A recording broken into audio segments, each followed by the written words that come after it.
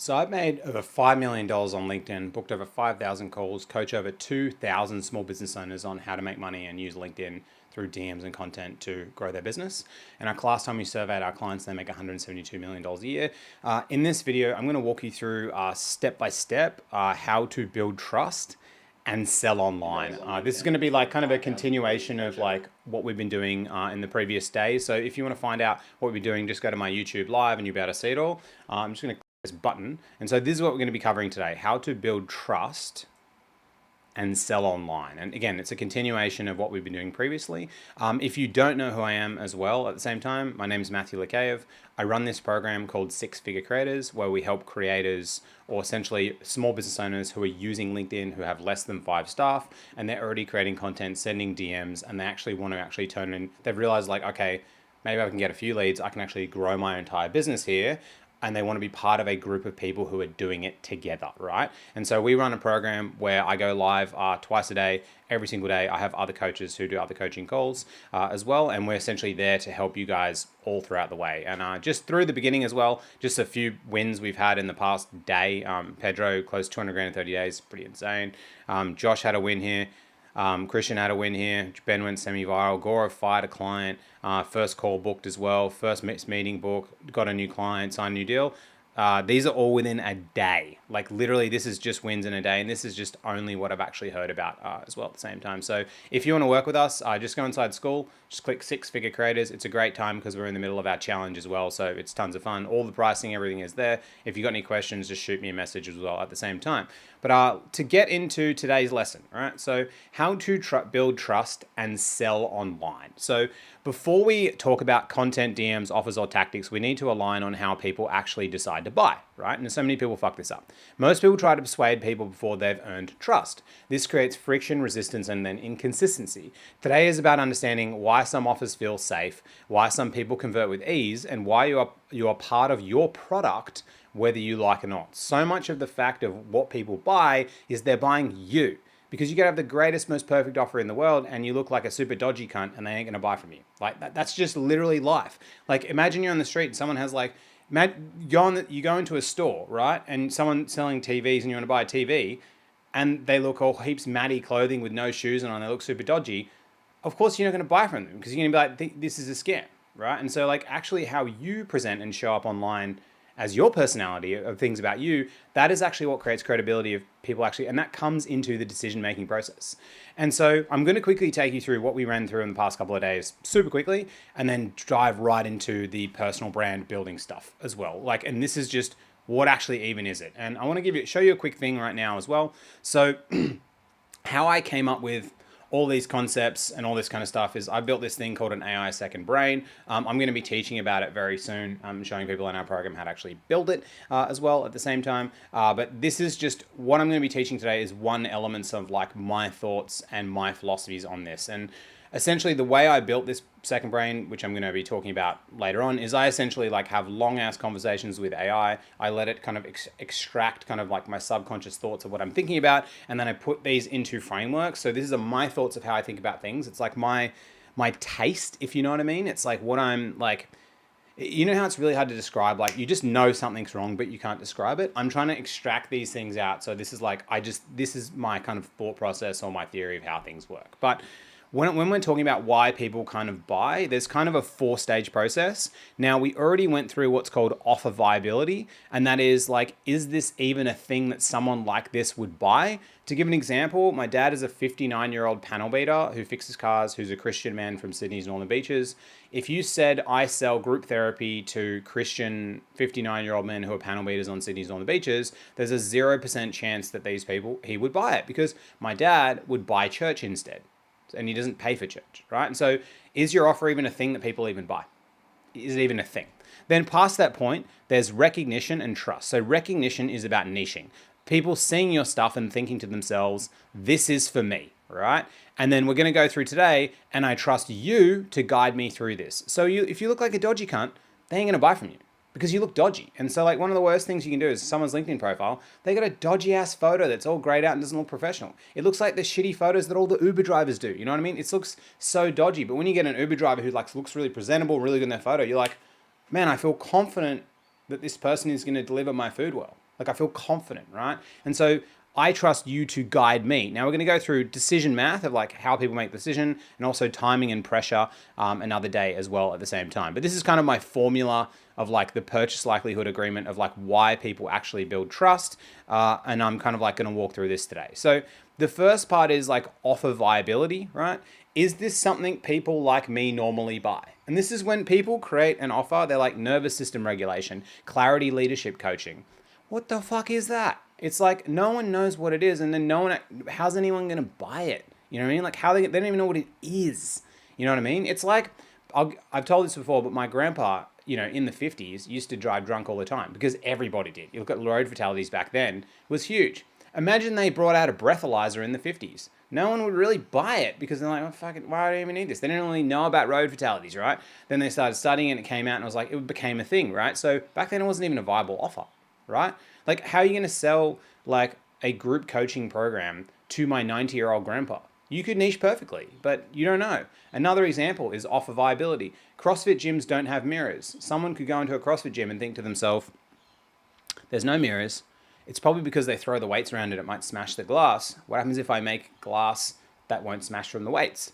But the only reason that CrossFitters aren't buying mirrors is because that's the value from CrossFit isn't looking massive. It's an afterthought. It's about the intrinsic motivation. Am I trying hard? Am I progressing? Am I getting better? And so the offer's like not even viable. And so this happens when the category is unclear. They don't know what it is, right? The outcome feels vague. The problem doesn't feel urgent at all. And also paying for it feels socially or logically weird.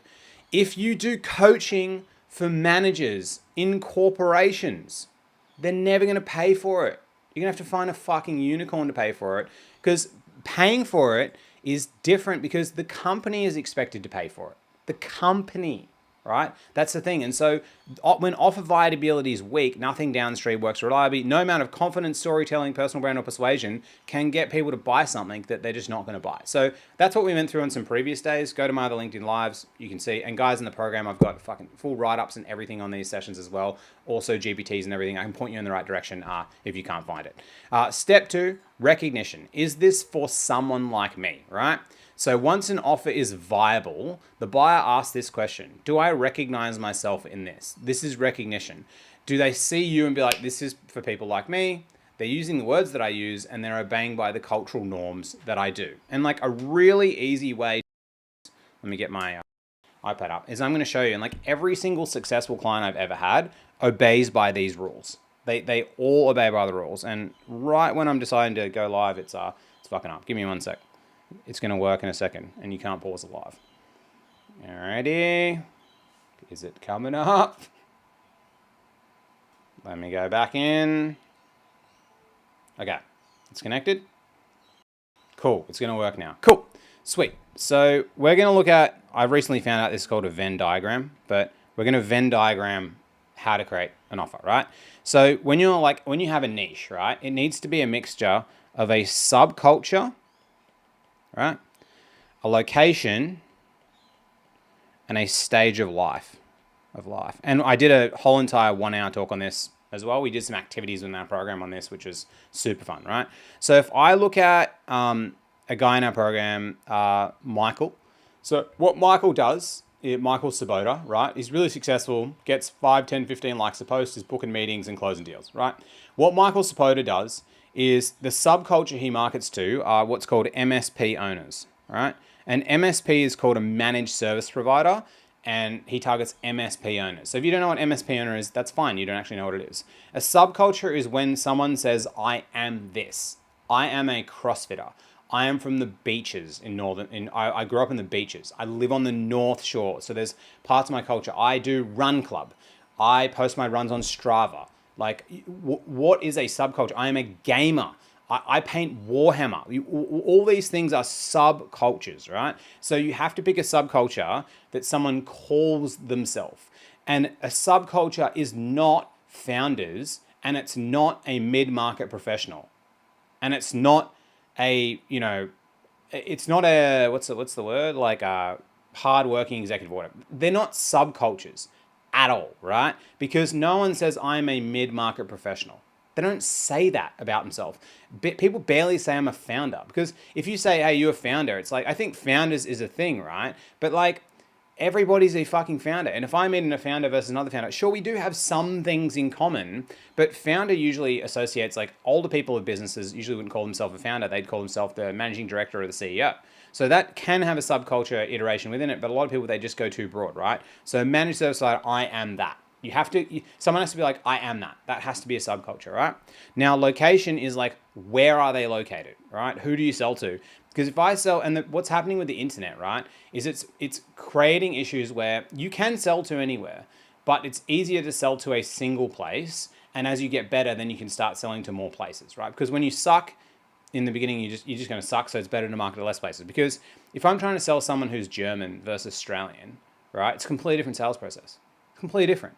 And so, like, and versus US versus Australia, right? Australia and New Zealand, they're quite similar, right? And so what Michael works with is he works with Australia, right?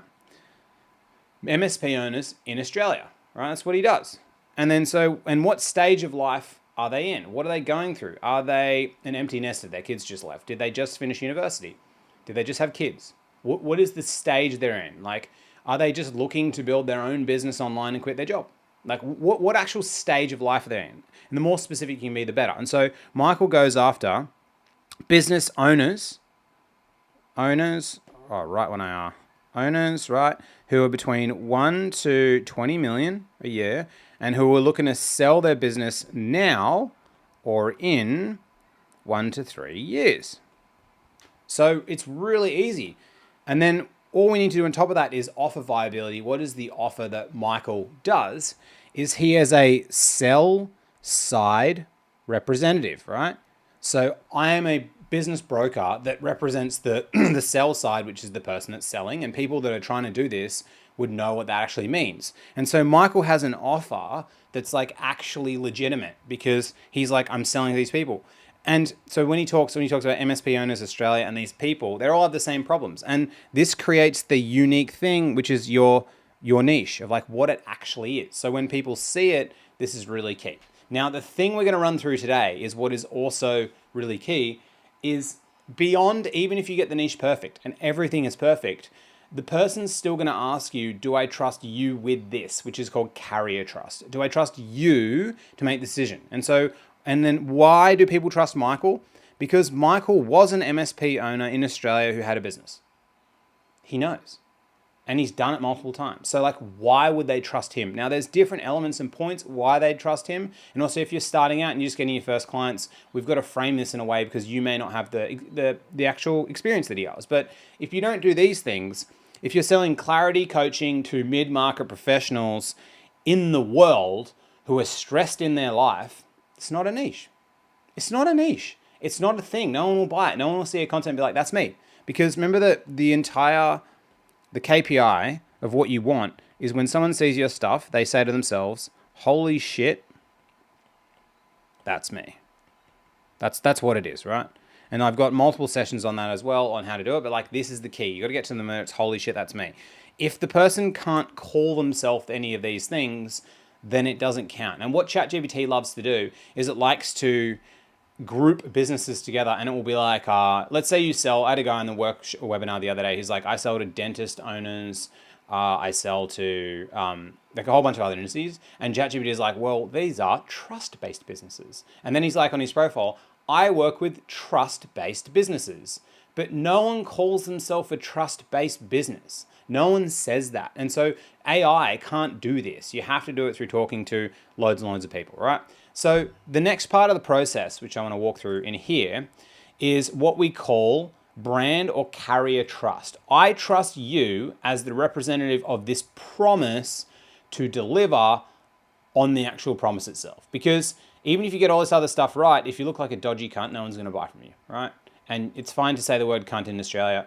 Whatever, if you're offended, doesn't matter. This is what we say in Australia, and this is my platform. So carrier trust engine. So the core narrative is people don't just evaluate which is being sold, they evaluate who is carrying the promise, right? Who is it, right? And it's, for example, I am not going to buy sales training from Jordan Belfort because that guy's a fuckwit, and he got made all his money from extorting other human beings. Like, I understand he may be good at sales, but I'm like, I don't trust someone who spent 20 years screwing other people to develop the skills that you now monetize. What? Like, what? Like, so I'm not going to do that, right? Because you did that off other people's backs by ruining other people, right?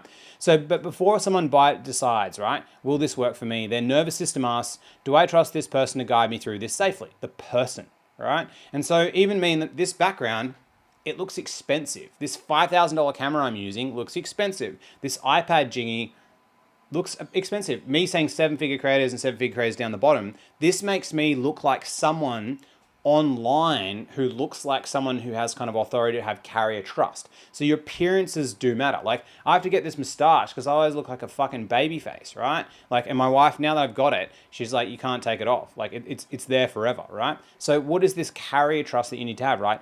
And so it does not create demand, does not create viability, does not replace identity, language, or culture. Carrier trust reduces the risk of working with you and raises belief that the outcome will actually happen. Like, will it happen, right? So the definition is accumulating this signal. This person is real. They understand the terrain. This person is aligned with my interests, and this person will not disappear, deceive, or embarrass me, right? Carrier trust is not persuasion. It's risk management. It's risk management, right?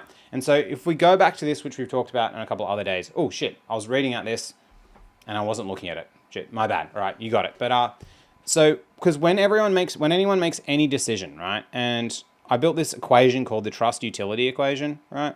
So for anyone to make a decision, the trust utility equation needs to be positive. So what is the trust utility equation, right? It is, what is the likelihood that the outcome will happen times the value to me, minus the risk, right? And when we're making any decision, we're subconsciously in our brain weighing this up. Like when if I pick up this coffee and then I drink it, is it going to be okay? Probably. If I go in the fridge and I see some chicken and it says it's been expired by 10 days, probably not going to eat it because the risk is so high, right? And so we're weighing up these things in our mind all the time. And a really big one is like, you could have like a really good promise in your offer that makes total sense. Like one of the easiest ways to sell more is just promise less. It's huge. And I'll kind of explain to you why. This is a good side quest.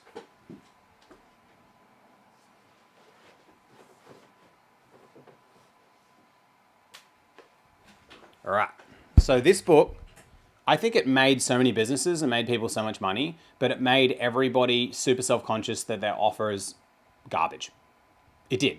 So what people started doing is they're reading this and then how do I make this offer so good that people don't say no to? But what happens is they make a promise so big and they say, I will double your business income and you work half the time in 3 months or I'll give you your money back. And people see that and they're like, there is a 0% chance that that's going to happen. So 0 times 1 million is 0. So by making your promise smaller, like if you're someone who sells, if you help people write LinkedIn content, right? Just say, I'll write you 5 posts and that will get you 3 inbound leads. Don't even say inbound leads. It'll get 5 of your ICP to connect with you. That's your offer. That's your micro offer. Super believable. Like people will buy it because everyone's been burned by crazy things. So what is the outcome, which is the promise? What is the value to them? The value to them, right? The value to someone who, me drinking water now isn't that high because I'm not that thirsty. But the value of someone who hasn't had water in 3 days is different. So the perception of value of what people need is warped. And this is a lot of time warped by emotions, right? When someone comes in inbound lead, the reason you want to get onto it really fast is because they're valuing your service really high right now with the emotion that they're in. So you want to talk to them when they're in the high emotion, because if you don't, 24 hours later, the kids are crying, they have another issue, fucking got to deal with this thing, they come back and they forgot about it, right? So catch them when the actual emotion's high. The big one though, really, is it doesn't matter how big the outcome is or how much the value is. If it's too risky, if the risk is like too high, right? If the risk is too high, people won't do it. They just won't do it. And where risk comes in is, do you look dodgy? Do you look dodgy? Like, that's the risk. It's like they come in and see everything like this everything looks so amazing. This is amazing, right? Then they look at you and they're like, nah. It's like, not for me, right? And so where it positions kind of in the full system is obviously we've got the niching part, but this kind of comes into like how trust carrier trust is what usually lowers risk and increases the outcome. It doesn't really increase the value unless they just like enjoy working with you, right? So carrier trust is, and what it's not, it is accumulated over time, pattern-based behavioral, emotionally evaluated and reinforced through consistency, right? So carrier trust is not authority, credentials alone, popularity, performance, persuasion, skill, right? People trust patterns, not claims. Like, everyone knows celebrities, right? Do you trust them with anything? No. I don't fucking know them. It's like, that's not carrier trust, right? But if you look about Alex Hormozi, do I trust this guy with like offer creation or lead generation? Fuck yeah, we do. Because he's a specialist. Would I trust him with other advice? Maybe, maybe not. So like, what is the realm of like the carrier trust that they have, right? What actually even is it at the same time? Also, hot take as well. My wife wouldn't trust Hormozi for a bar of soap because what he wears, she's like, that's fucking dumb. I would never trust someone who wears like that. But she's not the target market who he's actually going after. She already runs a successful business, doing her own thing. Like she might be the target market, but he's definitely not attracting her. That's why he mostly attracts men, muscles, beard, all that shit, right? And so that's like his kind of character brand of like what he does, right? And so within it, right, there's 7 carrier trust signals, right? And strong personal brands usually express 3 to 5 of these kind of consistently. It's kind of hard to do all 7 at one time. Now, let me see which document is better for me to run through. I think my second brain document is better. Yeah, it is. Man, I think I'm just going to teach out of my second brain. This is going to be easier. Don't even need a Google Doc. All right. So lived credibility. You've actually been here. So this answers, have you personally lived with the problem you're helping me solve? Do you like actually understand the problem? So signals include failure stories, mistakes, lessons learned the hard way, progress over time. Effect on trust utility increases the outcome, reduces risk. Rule, advice without lived context is theoretical. Don't make a video telling people how to do shit when you haven't done shit. It just doesn't make any sense. It doesn't create trust. Sure, you can lie about it and you can make shit up, but eventually that kind of stuff catches up to you, right? So live credibility is like, just actually talk about the things you've experienced. And if you're a beginner, right, and you don't have clients, it's totally fine. We've got a client and he works in cybersecurity and he's done it for many, many years in IT. And he wants to have a business that does cybersecurity. Just tell people you've worked in IT and cybersecurity for 8 years and say you don't have a client, but just say I've worked there for 8 years. It's like, of course you're going to listen to him. I listen to him for cyber. Why would you not? Like, and when I think about like, everyone's got friends who's a lawyer, who's an accountant. Let's say you meet someone at a party.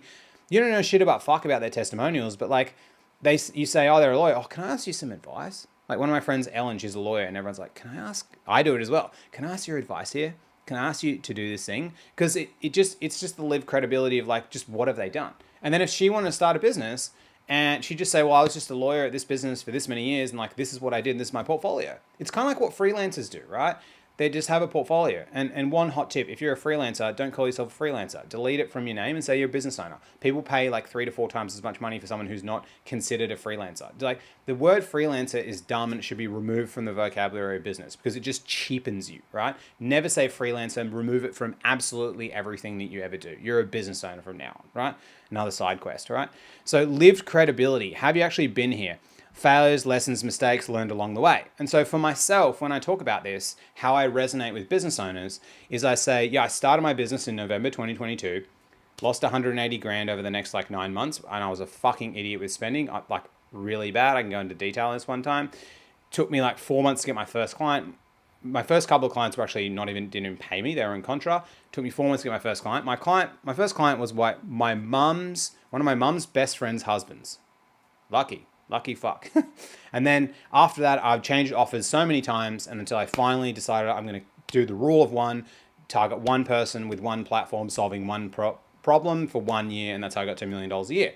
And so then when I tell that story of how I made these mistakes and lessons, people are like, fuck man, like I'm in that situation. Like I'll listen to you because you get what I've gone through. Like you understand it, right? So that's why when you're picking your niche, you want to be as close as possible.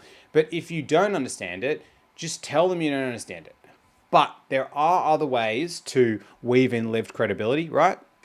Now, if you haven't worked with the niche and stuff like that, but let's say you're a parent, well, it's really great to get on calls with other parents. Because then if you talk about how a fucking kid was all up all night, this, and then the other person resonates, it'll create a connection through lived credibility. So it still creates that. That's why building content around your like personal brand and telling things about you is really key, because other people are going to see you, like say you are a parent and you take care of your kids, then you're seen as credible because you're like, oh cool, you're taking care of your kids. You've gone through what I've gone through. So like you must be someone, you get what I mean? It's like, and so you've got to have some type of like lived credibility.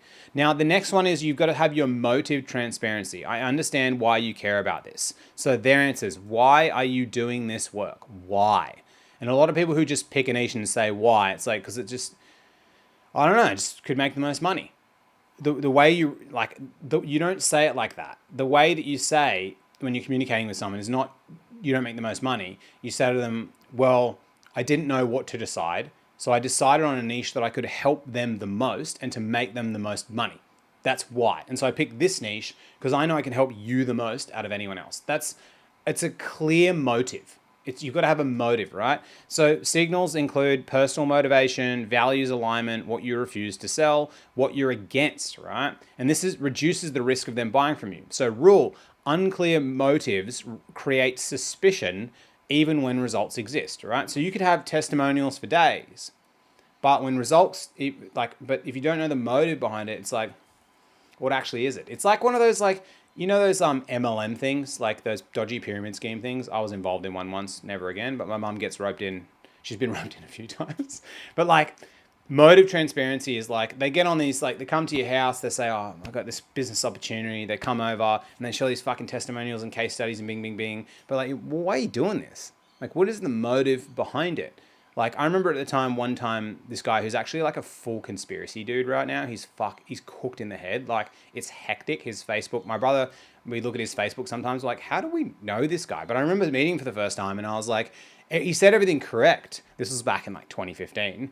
But then I was like, yeah, but like, why are you doing this? What is your actual motive? And then I remember thinking afterwards and reflecting and thinking to myself, your actual motive of doing this, I'm just going to get rid of this thing. Your actual motive of doing this is like to kind of screw people over. It's like, or it was because he's 40, he'd surfed his entire life and then he hadn't done anything, got no qualifications. So he's like, well, I got to make this fucking thing work. And so like, that was his motives as well. So motive creates transparency. And so for me, I'll give you my motives of what I do. The reason I am so motivated to help small business owners, and my real goal of them, I have an extrinsic and an intrinsic goal. My extrinsic goal is to help our clients make $1 billion. That's my big, hairy, audacious goal that I want to do. My intrinsic goal that I want for other people is I want people to become the person that can go onto LinkedIn and send DMs and create content and just get meetings and just get clients themselves without relying on anyone else. And my motive in doing that is because I think when you do that, you have absolute agency and freedom over your life. You can choose what you want to do, right? And so we've got multiple clients like who've actually been able to achieve this, right? So I'll give an example, right? So Jose is a client who's able to achieve this. Go here, who's actually a coach in our program now, right?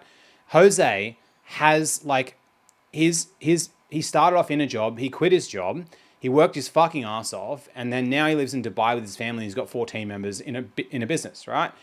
Like, I want to be the person that Jose will think when he's older, fuck, when I join that program, that maybe come from the person who I was actually able to build this. That's what I'm like most motivated about. And the reason I'm motivated about that is because until I was like 27 years old, I didn't know what I was doing with my life. And it took me to have a literal breakdown and get generalized anxiety disorder for 6 months for me to decide, fuck it, I'm going to change my life. I still remember typing my and the reason I had the breakdown was I was at Coachella Music Festival, like, you know, took too much stuff, thought I was going to die, and wrote my last notes in my phone being like, make something of your life. And it's probably nearly 10 years later in 2 more years, right? But I'm like, I remember feeling like I always cared about everyone else. And I went through a journey of getting into sales, become the number 1 rep in my role, you know, out of about 150 people around the world. I got promoted 3 times in 3 years. Like I went through this kind of transformation to like really become the person I'm like, I'm fucking selling anything to anyone. And I want people to have that because I remember not having that feeling of agency within my life, which was just super key. And so someone like Jose is like a perfect example of that, where he just has this agency now. He's like, he moved his family to Dubai. And so when I meet Jose one day and we chat, he's going to be like, I fucking love this. This is sick, you know what I mean? And he's the person that can do it himself now, right? And so that's my motive, right? And so you got to have a motive. Like, what is it? Why? Why are you doing it, right? And people want to know why. And you've got to be transparent. Now, constraint alignment, right? Signal, you'll live inside a real human life like me, right? This answers, do you understand my constraints? Signals include your family, time limits, energy limits, trade-offs, imperfect routines, effects on trust utility, reduced risk. Rule, advice that ignores constraints feels unsafe. Like, I'll use the example of like a parent life, right? And so like being a parent, if you do a post being like, you know, all these entrepreneurs saying work 12 hours away, or all these people having, you know, 3-4 hour morning routines. This is my fucking morning routine as a parent. They write out what they do. These fucking idiots, what are they doing, right? That's actually a really good piece of content to signal constraint alignment where you will attract other parents to you because you have constraint alignment around what you're actually doing. Like you just talk about like, these are the real limits in my life, right? You live inside, you're a real human like me. If you write a post saying sometimes I feel super self-conscious when I'm like doing stuff, then that resonates with people. And so I tell stories where I'm really great at speaking online, speaking to different people on group calls, but still in person, if you throw me into like a new room, I still kind of feel like a little bit weird, right? I still really do. And it still takes me a while to like warm up to people and stuff like that. But I'm just saying like, I'm human, just like you, just like me, kind of being vulnerable and just sharing your everyday life of like what you're going through. You know what I mean? Like, and talking about that and the person being like, yeah, you're human. Like, I get it, right? Now, the next part is consistency and predictability. You show up the same way over time. So are you stable or are you volatile, right? Signals include regular posting, consistent tone, repeatable behavior, reliable presence, right? Reduce on trust utility, reduce risk. Rule, predictability signals safety more than intensity. And this is a huge lesson that I had to learn myself last year, was like, we've changed and adjusted our program a lot of times, trying to make things better for people, but also trying to make things better for our business. And we launched a second program. And I did all these things because I'm part of a group where I pay about 60 grand a year to be part of a business group and like a mastermind. And, you know, I listened to all these people who make way more money than me who are further ahead. And I just kind of like trusted what they said. But like in my gut, I knew I was wrong. And so I made changes within our program and community which didn't like align with me. And then I'm just like, and then I know I cause distrust in people. And so that's when I was like, okay, well, this year, I'm not changing anything. I'm just keeping the same format. I'm going to show up at the same time. During our challenge, I do calls every single day. Every single day. So I do these lives and I do coaching calls every day. I get into our community every single day. Now, that is Monday to Friday because I believe in taking weekends off. But ever since we've shown up every day, right, until I've only done 3 live coaching calls this week, but the feedback has been through the fucking roof, like, and the wins, like, because I knew in my gut, in order to get a community running really real like this, like, and having a lot of people online, a lot of people engaging, right? This is just like, if I just look at, this is just in the night when I was like asleep, look at all this engagement activity. But like the amount of wins has skyrocketed, right? Because when people have a business, they don't just need tactics, they need emotional regulation and they need to be reminded more than they need to be taught. And so if I do a call every day, this is like all in a day. These are the wins. These are the only ones I know about, right? The only ones that I know about, right? And so I knew for myself, I was like, okay, well, what would I have wanted when I was starting my business or when I had less team members? Or what does my dream program look like, right? A call every fucking day. That's what it looks like. I want to be able to turn up when I want to turn up and I want to learn something new every day. And so like I teach every day. And so it's like, okay, I did how to finish the challenge and not fall off halfway. And we've got a whole bunch of resources, call recordings. I give away the entire transcript, super easy so people know they can watch it.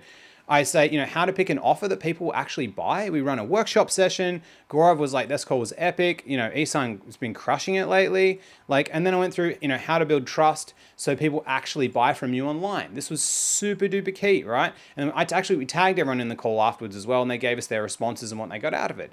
I fucking love doing these calls, man. And I listened to all these people who were ahead of me, being like, oh, don't do calls, you got to remove yourself from the business. I was like, fuck that shit. I love helping people. Like, this is what gives me energy. And same as my business partner, Steve. Like, for him, what gives him energy is building software. He fucking loves building software.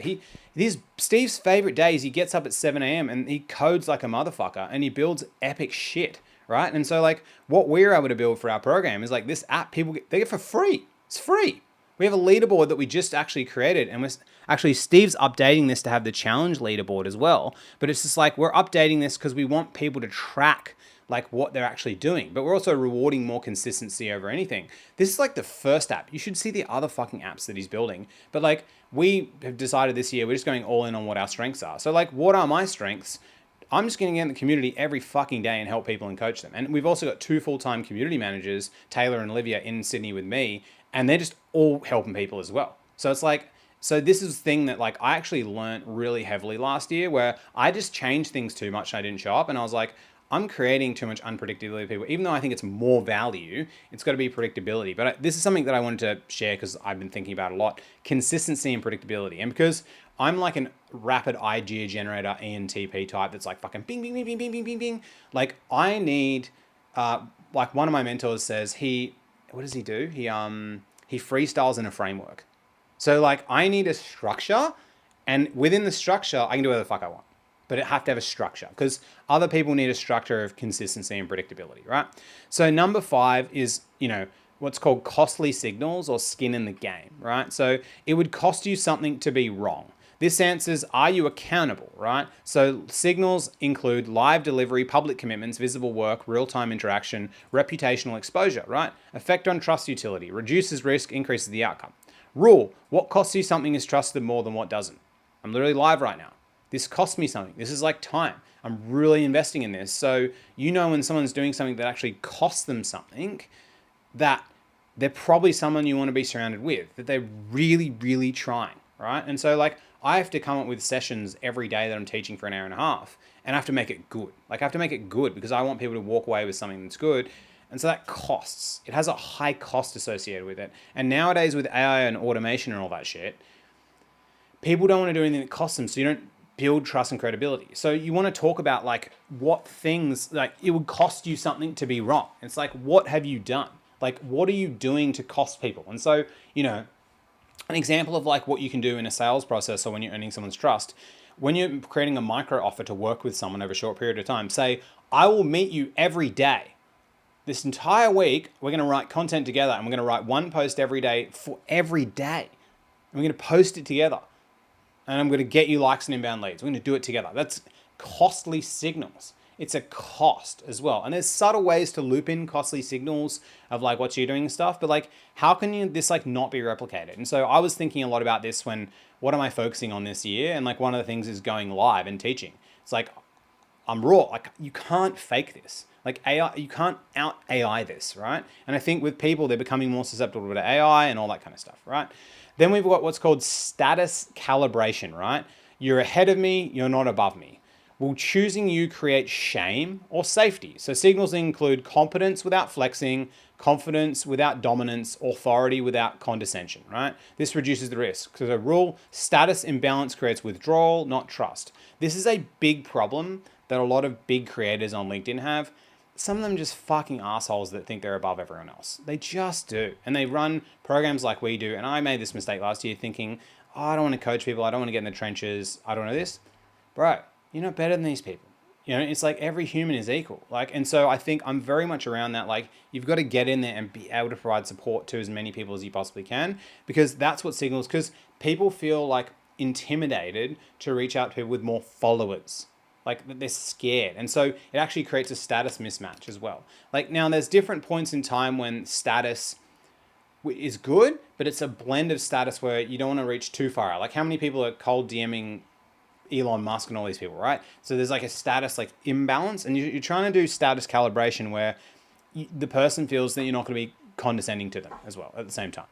Now, the last thing is like what's called values polarity, right? So the signal is, I know what you stand for and against. So this answers, will choosing you create conflict or regret? So signals include taking clear stances, saying no publicly, rejecting bad incentives, being honest about trade-offs, right? So what is your values? So effect on trust utility, reduces future risk. So clear values sort buyers before they buy, and sort reducing regret. And so value polarity is really key around being like contrarian. Like contrarian opinions are great because whenever you think about a magnet, everyone thinks it pulls people towards you. It also pushes people away. Magnets have opposing forces, right? Push, pull. And so what you want to do really well with you representing yourself is you want to share your values. Now, hot tip, don't share political or religious values, right? Unless you want to get hectic, right? Just remove those from the equation and then share your values. Like, so one of my values is really around, I think self-trust is like one of the biggest, most ignored things within society.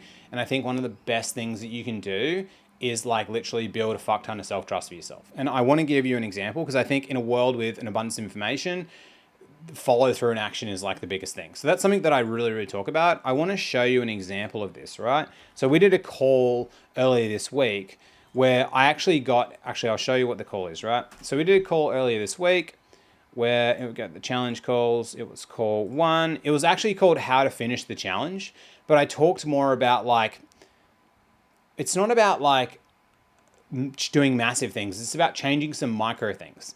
And Isan got his 4th sale of the month, total 33K, right? And first sale of the challenge, which is amazing, right?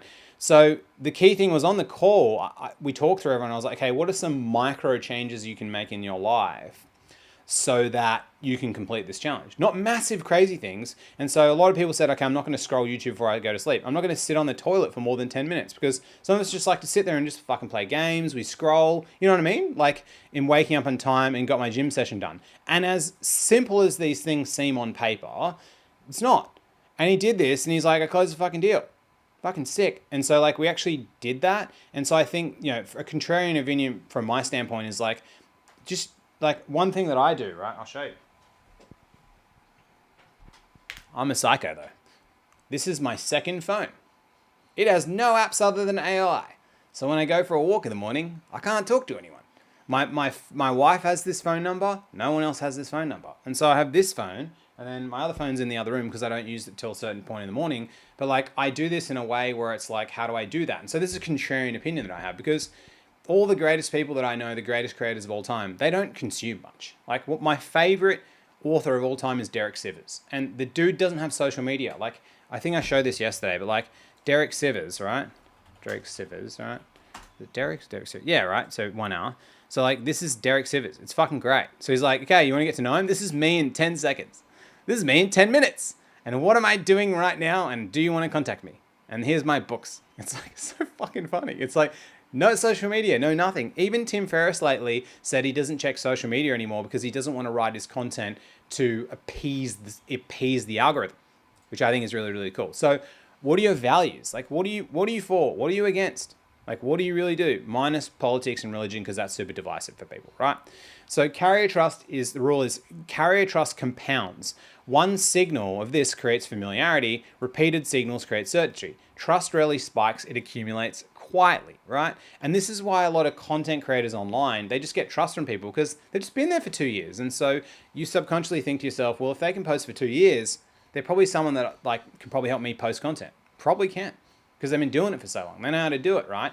And so these subconscious things that happen all throughout the day, it's called parasocial relationship and Dunbar's numbers. I can go into that another day and the science behind that. But it's like when someone's just showing up in front of your face all the time, you just start to trust them, right? Over time, which is really key. So I think this is a really key thing to actually live through. So these are kind of the 7 points, right? And so why trust is though contextual, not universal, right? Now, there's no single version of trustworthy. What builds trust depends on who the buyer is, their age, their culture, and their perceived downside. The brain is pattern matching. Now, let me use an example. One sec. I've used this a lot, right? So if you go to breakfast wearing these to Sydney's Northern Beaches, people won't trust you because it's culture dependent. Now, if you go to breakfast with no shoes on, then that's fine. It's culturally trusted. And so trust is contextual based off the culture. So there's a category of people, right? And they call themselves the make money online subculture, right? So if we had to go to subcultures, right, we'd go let's pretend that this is the make money online. That's usually like young dudes, 20 to 25. When you flex them Ferraris and Lambos, they give a shit about that. It's part of the subculture. The rest of society does not. But that's how you create who you're actually going after. Like who is the niche or who is the recognition you're actually going after. So each version is like trustworthy, and that's what trust builds upon. Like who the buyer is, their age, their culture, and their perceived downside. So the brain's pattern matching, right? Does this person look like someone who succeeds in my world? The same behavior can build trust with one audience, destroy trust in another. The example. These shoes, bare feet. So when I was in Italy, probably if I went to breakfast in these in Rome, it's probably like not too bad, not too unacceptable to certain nice places. Or in Sydney, in the eastern suburbs in Sydney, right? But in the northern beaches, it's not. And so trust is subjective. Now there's common trust things and signals which most cultures like abide to. But even in like, I was looking at when I traveled to Bulgaria, right? So in Australia, it's like really polite and you build trust with someone if you smile to them. I was smiling to a lot of people in Bulgaria, and then I was like looking at the culture, and correct me if I'm wrong if you're Bulgarian, smiling is considered a sign of kind of weakness and weird. It's like, it's weird if you smile at someone because like that creates like, there's kind of like some type of things within there. So I was like, okay, that's really strange for me. What actually is that? And so that's like really this carrier trust is like, it must match the identity that you chose earlier. So when we're going back to like Michael Sabota, right, is what you do and how you build trust. He must do like what MSP owners, in Australia who are in this situation, what builds trust with them, not other people. Let's use another example. Like let's create this Venn diagram because that's what it's supposedly called.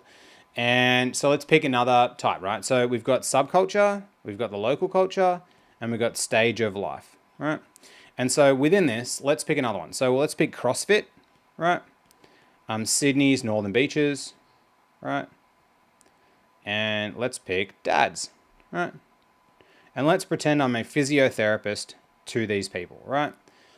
Based off this, there's different actions of different things that will signal do these people want to work with you. Now, if you're out there taking tons of fitness selfies in front of a mirror, right, and you're flexing yourself in these tiny little tank tops, then CrossFit dads from Northern Beaches, it's probably going to be, they're not going to really resonate with you and trust you because of that, because that's not really a status signal where they come from. Now, having a good body and being muscly or whatever is a status signal, but then creating that type of content is not a status signal. But if you picked, if they were a bodybuilder, that would be a status signal. See how it's different? And so status signals are very different. And the carrier trust you have, it needs to align with the identity of who you're selling to at the same time. And like when it comes to like religion and politics, like you can represent your religion online and you can talk about being religious. I've seen someone who has the profile saying, I help Christian business owners. It's actually a good niche because like, it's just, you don't want to create religion or politics in a way that creates division. You want to do it that comes together, if you know what I mean. Okay, cool. So last little bit, step 7, action, self-trust, and external trust. So trust is built through reliable action, not words, right? When you do what you say, follow through and act consistently, 2 things happen. Others just trust you more and you trust yourself more as well, which I'm going to do a whole thing on self-trust another day, right? So self-trust changes how you show up, right? It's your decisiveness, your posture, your tone, your boundaries. Humans feel this instantly. Confidence is not claimed. It is detected. Now, I wrote an entire book on this, which it's called Fuck Selling, Build Trust. Here. So I wrote an entire book on this, and it's called How to Get Clients Without Feeling Like a Manipulative Weirdo. It's massive, right? And I purposely made it massive, and I made an accompanying GPT with it, so you can use that to ask questions. Goes through my entire personal story and all that kind of stuff as well. Now, there's whole entire sections on like self-trust, and I talk about trust physics and my kind of philosophy on trust. But ultimately, like the way to truly build trust with people is that you like, let's go back to caveman times, right? Who do you trust? Well, the person that's like the biggest and the strongest and who's getting the food, right? Why? Because they're taking action, they're doing shit. So from what you look at, this person aesthetically, they're like, all right, they're the person who has it. But you know how you watch like I watch a lot of movies, and sometimes like there's the one like little dude in the movie, and you're like, this guy's gonna fuck shit up. You know what I mean? Like you're just like, holy shit, this guy's gonna fuck shit up. They have a lot of self-trust in themselves. You're like, okay, this is crazy. You know, you meet some people and you're like, whoa, that's like kind of like charisma. These are the people who embody a lot of self-trust. Like in their mind, they're like, I'm gonna do what I say I can do. And I actually think that self-trust is something that's like projected, Because like as a human being, you're doing pattern recognition of people and you look at them. It's not just the words they say, but subconsciously you're scanning and adjusting these people. And so when you find someone who's like reliable, shows up, has self-trust, you become attracted to that person as well. Like law of attraction or whatever the fuck that is, maybe that's a thing. I'm just going through my own lived experience, right? And I've seen this with all clients. Like I've just seen this who has self-trust. And like I can see the process that people go through into building self-trust. So let me actually run you through here, right? So I'll go through Caitlin, right? Now, I think Caitlin's had a lot of self-trust in life because she's got a family, got kids, she's been successful, right? So she has a lot of self-trust. But she didn't have a lot of self-trust with LinkedIn when she started, right? So when she first started, she was like saying, I feel slightly embarrassed, right? Even though she's a super experienced marketer, got a lot of credibility, but she didn't have a lot of self-trust here. But then you fast forward, like this is 2 months after working together. I sent 188 DMs this week, 4-week challenge update. She closed 20K in 10 days. Fucking crazy, you know what I mean? She's finally getting this DM thing. She booked 13 calls, literally the wildest 2 months. Even in Caitlin's content, her content's fucking epic. It's so good. And this took her, she's now actually the CMO at a business that raised millions of dollars, an AI business, and she's building like a team of 8 content people. Fucking weapon, right? So she like exudes self-trust. She just like, this is like who she is, right? And so self-trust actually creates people, turns them into a magnets, right? And so as you kind of follow through and you do what you say you're going to do, other human beings can see it. It's how when you see people are fit, you just respect them more because you're like, well, you must have had to have done something, right? And self-trust happens through decisiveness, posture, and tone, right? And so humans feel this instantly as well at the same time. So this is a really important topic because so much of it is like you have to become and then do the actions every day to become the person that other people would want to sell to, right? And so go through these 7 things, think about them, and then layer them into your content of who's actually going to resonate with you. For you guys in the program, I'll make you guys a GPT for it to build it out and stuff like that as well as we go along. But like when we think about the entire loop, right? Now I'm not going to go through trust, utility, and action yet as well, but it's like, okay, is your offer even a thing someone buys? Is the niche correct? And do I trust you to help me get the outcome? Do I trust you? And so the core philosophy is like, if this lesson collapses into one area, it's that people don't buy because they're persuaded. They buy because the risk of trusting this person feels acceptable.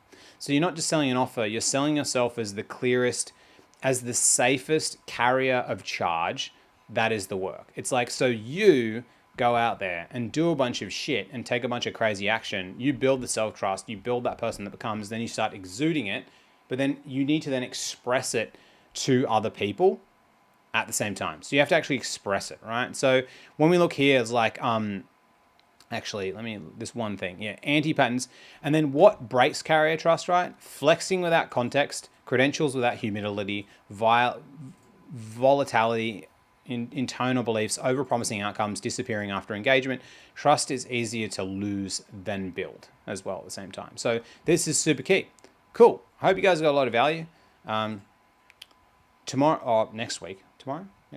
Tomorrow. Yeah, tomorrow. Tomorrow's Friday. Tomorrow, what I'm going to be talking through is under the purchase likelihood agreement. I'm next going to be talking through decision math, right? So decision math, and where is the decision math thing? Identity, everything you need to know, cultural engine, trust utility engine, right? So this is what I'm going to call decision math. So once the buyers recognize this is for someone like me, this category makes sense, this person feels legit, they stop evaluating and they shift into a quieter, faster, constant internal evaluation of, is this worth doing right now for me right now, given the upside and the risk? And so I'm going to talk you through the trust utility equation once this kind of all happens and how to actually build trust. Yeah, this was fun. Also, yeah, one last thing. So if you want to work with us as well at the same time and you want to become someone like Caitlin, she's just a great person anyway, irregardless. Go to Six Figure Creators here. Have watched this video. You can ask me some questions as well, or just join as well, and you'll just get immediate access to everything. And so we've super active community that's going on all the time. We've got a whole bunch of every single call recorded ever. We've been building this for 2.5 years. We've got pre-program. We've got month 1, month 2, month 3 content. We also give you access to Go High Level as a tool, our Link Ninja software for free. We've got hundreds and hundreds of hours of stuff. And we also do 2 calls a day. And we've got other coaches that we're adding on as well. So we're just making this the best experience at the moment. And yeah, you'll jump in as well. If you jump in today, we're on the 4th day of our challenge. 4th day? Yeah, we're on the 4th day of our challenge, which is really cool. And so, yeah, if you jump in, 4th day of the challenge, it's going to be amazing. Anyways, guys, peace out.